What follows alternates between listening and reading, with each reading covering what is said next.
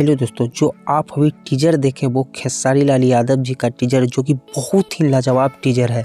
मैं आप सबसे रिक्वेस्ट करता हूं कि इस टीजर को भरपूर प्यार दीजिए। तो चलिए वीडियो को डिटेल में जानने से पहले मैं आप सभी से रिक्वेस्ट करता हूं कि अगर आप मेरे चैनल फैक्टो बेत पे नए हैं तो मेरे चैनल को सब्सक्राइब कर लें।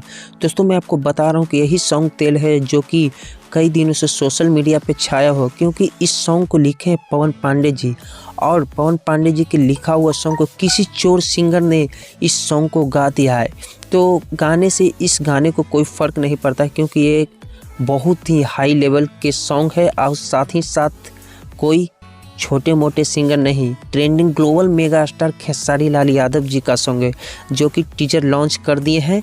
और टीजर का आप सभी लोग भरपूर प्यार दे रहे हैं और मैं आप सभी से रिक्वेस्ट करता हूं कि इस टीजर को ट्रेंडिंग में ले आए और भरपूर प्यार दें। तो पवन पांडे जी बोल रहे थे कि इस सॉन्ग को मेरे द्वारा लिखा गया है, रियली में पवन पांडे जी द्वारा लिखा गया है, जो कि बहुत ही हाई लेवल का सॉन्ग है।